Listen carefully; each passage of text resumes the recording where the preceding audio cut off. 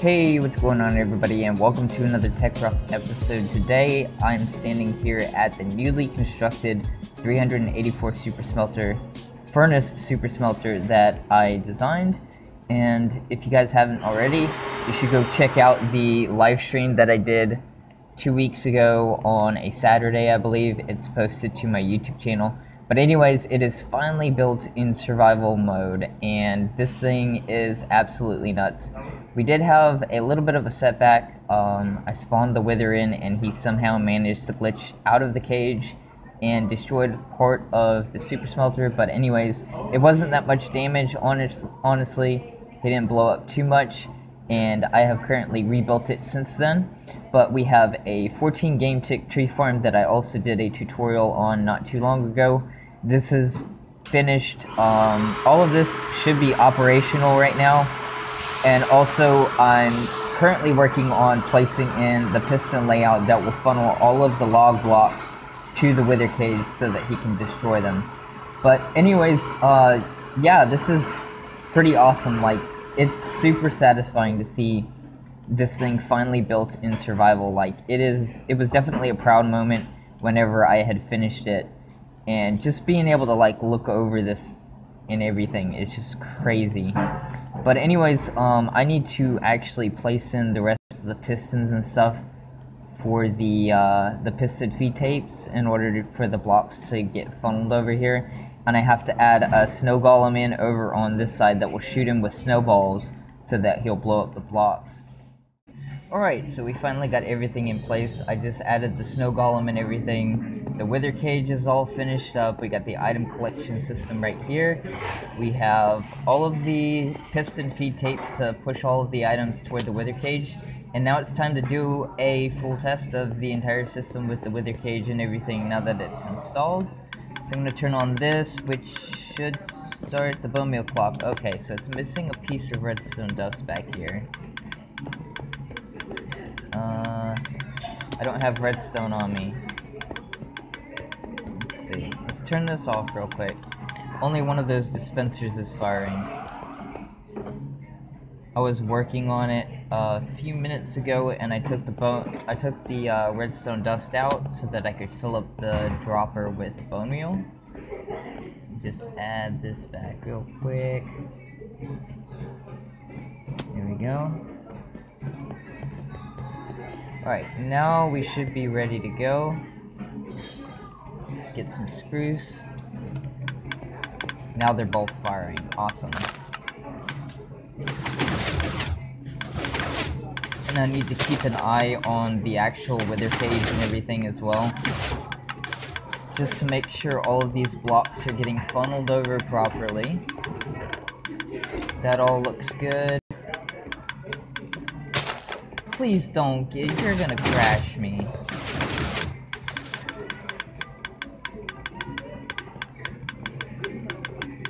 All of that looks like it's working nice.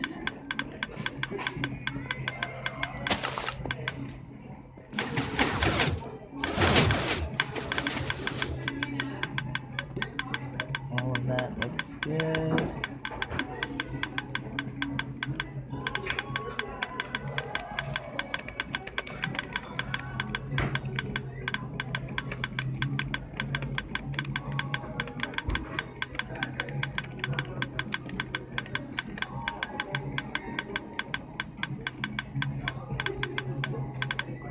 I need him to stay out of there because that will crash my game.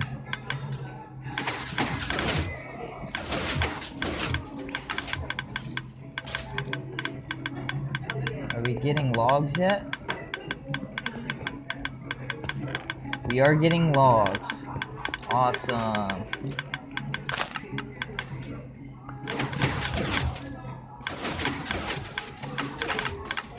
It is running a little bit slower than I would like because of the server lag. But this thing looks like it's working really well.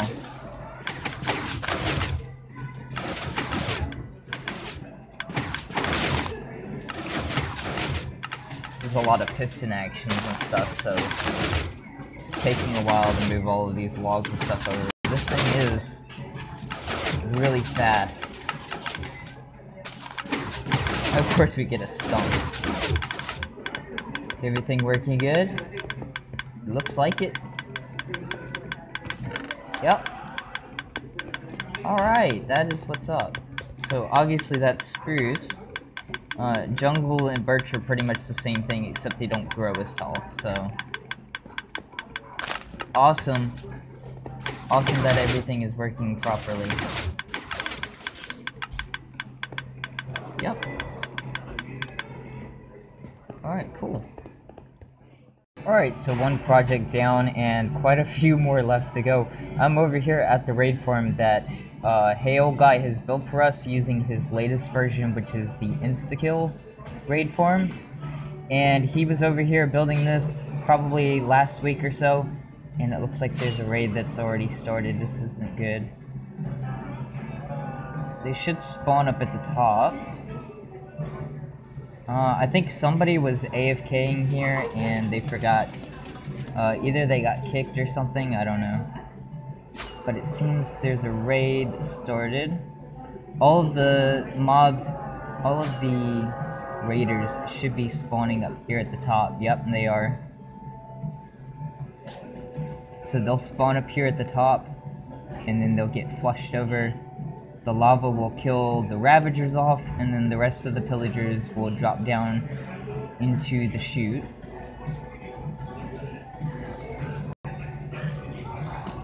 This guy's gonna try to shoot at me.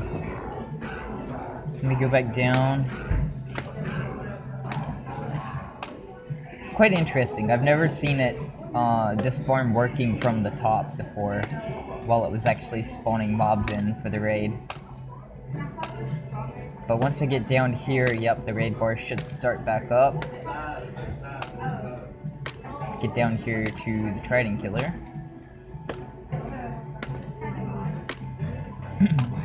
I want to say Flowland was AFKing over here the other day. Getting quite a bit of XP from that. They're all falling down into the kill chamber right here.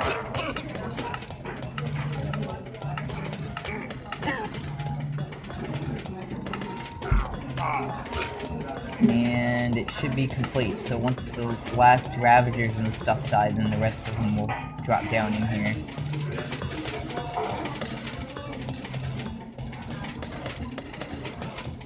It might be through. No, there's some more. That's gotta be the last wave right there.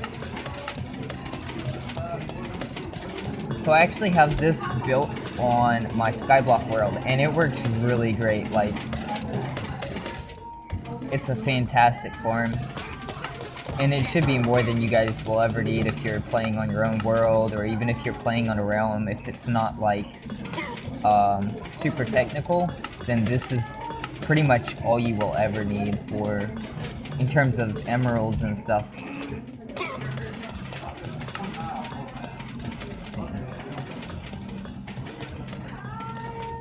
Let me turn this off. I think that was the last of them.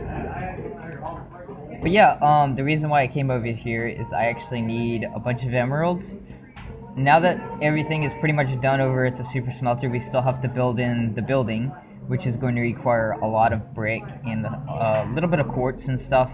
So we need to get villagers and stuff set up. We need to finish getting the librarians and stuff set up before we start getting in the masons. So we have quite... Ooh, he must have AFK'd quite a bit. Got quite a bit of emeralds right here. Not sure how this managed to make it in there, but... yeah, I mean, I needed to get these emeralds and stuff so I could go over there. Before I finish this episode, I want to hop over onto my survival world. I have, or not survival, my testing world. I have a little bit of a design in mind for what my base is going to look like, kind of like a rough idea of what my base will look like whenever I get around to building it, which also is going to need brick and quartz. It's going to be an expensive build. But I want to hop over there and show you guys around. So let me just grab these. I want to show you guys the trading hall that we have or the one that we're working on right now. So the reason why we don't have a trading hall right now is because of updates constantly coming out, changing the villager mechanics, and then everything gets broken, and then we have to go back and fix everything. So we were holding off, trying to hold off until they stop changing the mechanics for villagers, but since that seems to not be the case, like they're just going to continue changing it, we pretty much decided, look, we can't hold off on it any longer. We can't delay it. We need a trading hall. So that's the reason for that. And let's see, let's finish off getting the rest of these.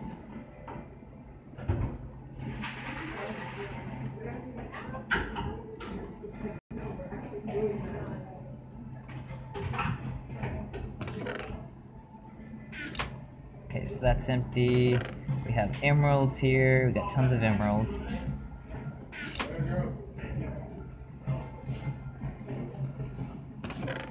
You know what? It would probably be easier if I put some of this up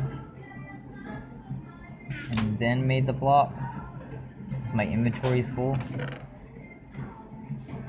Let's toss these blocks in here. This will make things a little bit faster.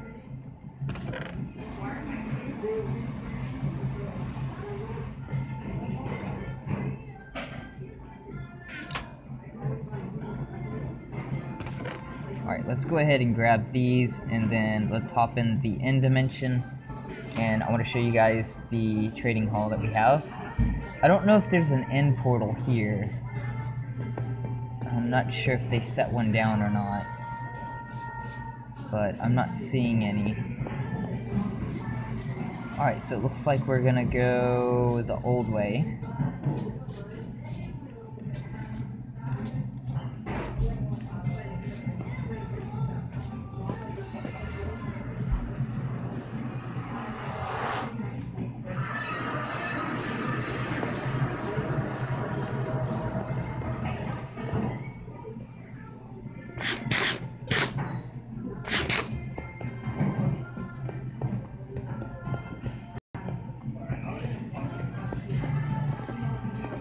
Contemplating building a piston bolt out here. I'm not sure if I want to do it for the raid farm. I want to build my piston bolt somewhere, basically. I'm not sure if I'm going to do it for the raid farm or if I'm going to do it for something else, but I want to build a piston bolt somewhere because I just think they're really, really cool. It's not the fastest form of travel. Ice boat roads are a lot faster than piston bolts are in terms of like blocks per second or whatever. But I just really want to build it because like it's really cool mechanic, and you can AFK while you're traveling, which is also really cool. No player interactions or anything. So for long distance, like extremely long distances, it's probably not the best method because it is kind of expensive. My design isn't really that expensive because it uses basically 1 iron per block for both directions. Well, it's like, I think I did the math on it. It's like 1.6 iron blocks, 1.06 iron blocks per block traveled. Or 1.6 iron ingots, I'm sorry.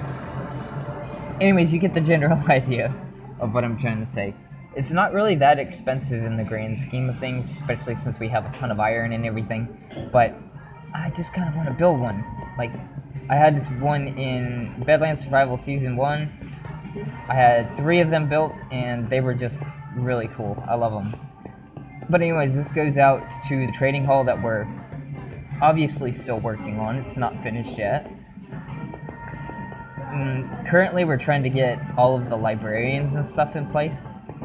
Flowland made a document for all of the librarians that we are going to need, and then I changed it up to where you can easily read the villagers that have the best trades, and then the villagers that have good prices, but like could be better, and then also the ones that have bad prices. But anyways, this is our trading hall. So these are modules that Alan and Navy Nexus came up with, and they're pretty cool. So these are going to be for bulk trading. So we have mending here, we have silk touch, we have thorns, and then we'll also have unbreaking 3, protection 4, and I think one other one that we're gonna have in this section. And there's 8 villagers per section. And then over here we have a little area set out. So we have a bunch of villagers over here. These are for our various different types of trades. And then we'll have one for stonemasons and for clerics as well. And that's the reason why I needed the emerald blocks, so I can come over here and work on this a little bit. But anyways, I'm gonna go ahead and hop off of here, and I want to hop on my local world and show you guys kind of a general idea of what I want to do with my base. Alright, so I'm over here on a testing world, my local testing world that I have on my tablet, and this is kind of like my basic design. I'm really happy with the way the front and everything looks. And of course it's still a work in progress, but I really happen to like these pillars that I saw. I saw on a YouTube video probably a couple of weeks ago or whatever. But anyways, this is the base, and as you guys can see, it is extremely expensive. So I'll have to wait on constructing this until after we get the masons and everything set up. But I did a little bit of like interior decorating and stuff. We got a little piano here. I mean, interior decorating, it is kind of breezy in here at the moment, but over here we have the bedroom area, and I have like a grandfather clock, some storage for like armor or, you know, tools or just whatever little bits and bobs that I want to save over here. And then we have the window right here, we got a little lamp in the corner, and then this is the closet area, so I can have a little bit more storage or whatever. But anyways, yeah, that's pretty much it. I'm really happy with this design that I've come up with, and I really like these dormer windows up here at the top, and there'll probably be another one on the other side as well. But yeah, let me know what you guys think down in the comment section, and that's gonna do it for this episode, so really hope you guys enjoyed it. If you did, please leave a like and subscribe, and I will see y'all in the next one. Peace.